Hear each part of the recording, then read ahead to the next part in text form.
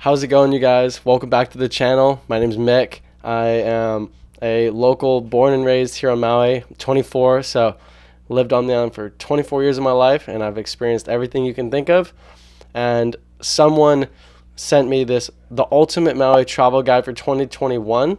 So I'm gonna give my thoughts and feedback on it, and let's see how accurate or how good it is. Okay. I've been living here on Maui for over 3 years now, and with tons of friends and family coming to visit, along with all the questions I receive, I thought I'd put together the ultimate Maui travel guide for 2020.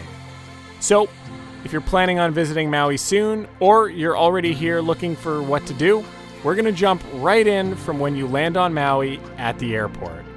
Since you've landed here on Maui in the town of Kahului, I'd first recommend picking up a rental car. If you want to experience all that Maui has to offer, then renting a car is the best way to go. Once you pick up...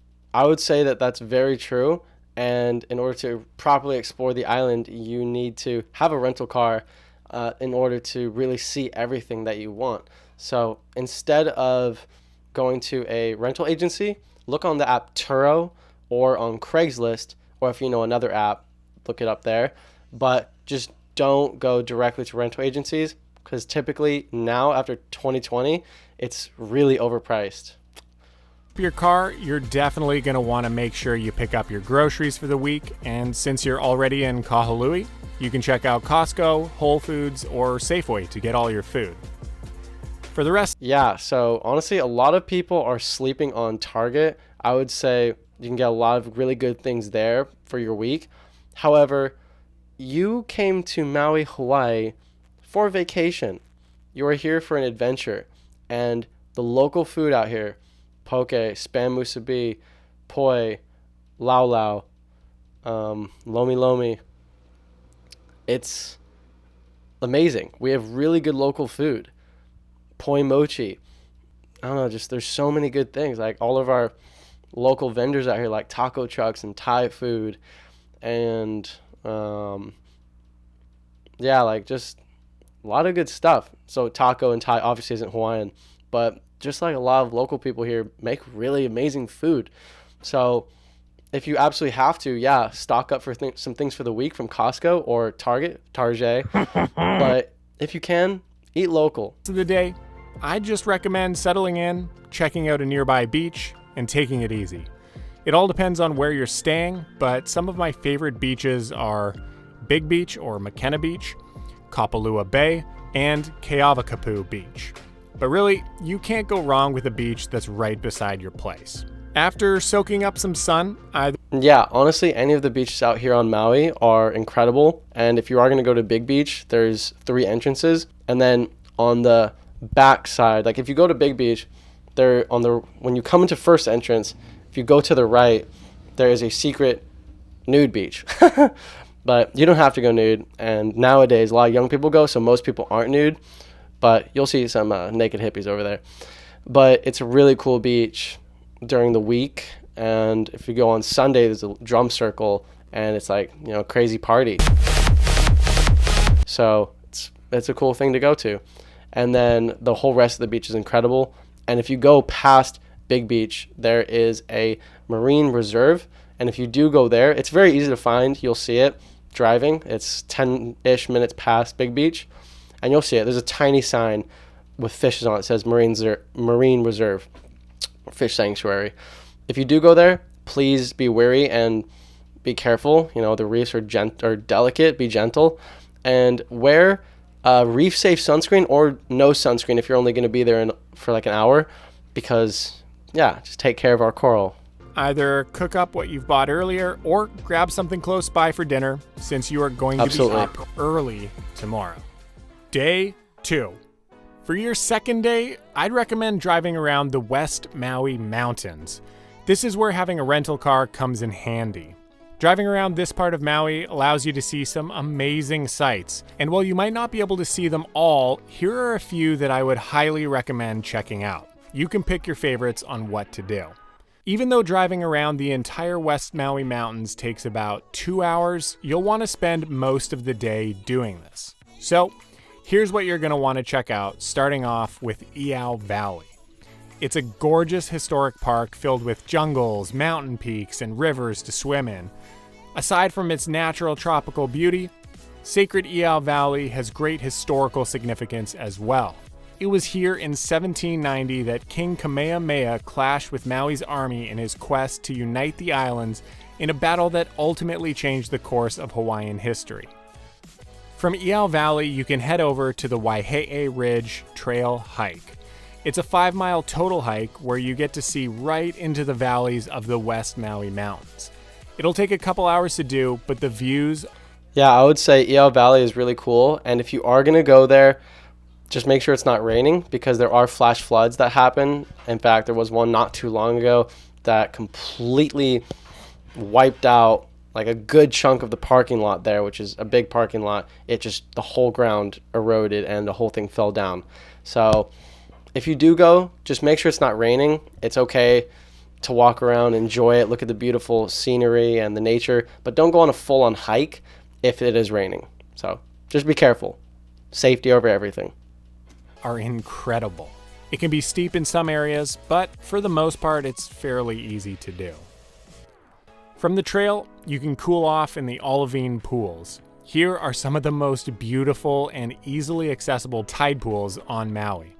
Make sure you're careful getting there, as it can be steep and slippery in some parts. Also, make sure that you mind the waves. There are people who have died here, and conditions can change quickly. So just make sure you're safe and smart. From the olivine pools, you can visit the Nakalele blowhole. Depending on the day, it will... And if you are feeling enticed to jump on the other side of the tide pool into the ocean, please don't. Usually it's very deep and the waves are pretty strong and the currents are strong. There's a reason why the tide pools are nice and fun. It's because they're safe. Safety over everything.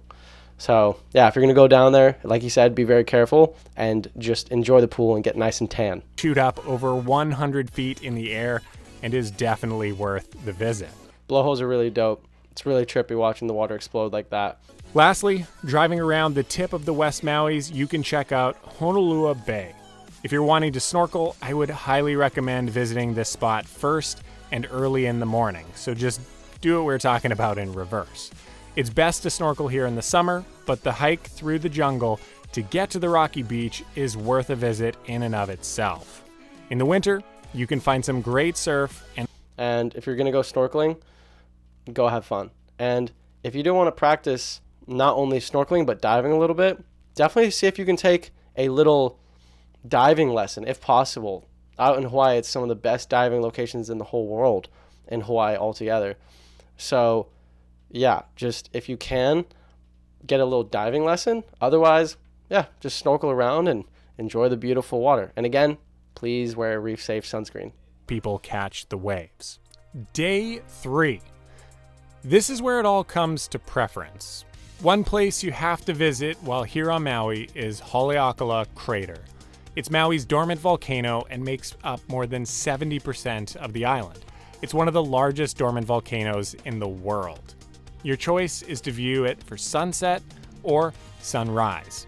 I personally prefer sunset, as you don't have to get up at 3 in the morning and don't need to get reservations. He said make sure to pack warm clothes. Yeah, make sure wear like 3 blankets or something. It gets cold up there. You wouldn't believe it, but it actually snowed a couple years ago up there on the mountain. In Hawaii, it snowed. Here's a photo as proof. I made a little crappy snowman. Yeah, so make sure you wear lots of layers when you go up there at night, or I mean for sunset into the night, or if you go for sunrise, if you can, it is so worth it. Make sure you're wearing a lot of layers and a little thermos of hot liquid if you can, some tea or coffee. For sunset, I'd first recommend checking out Paia for some breakfast Sunset? and shopping.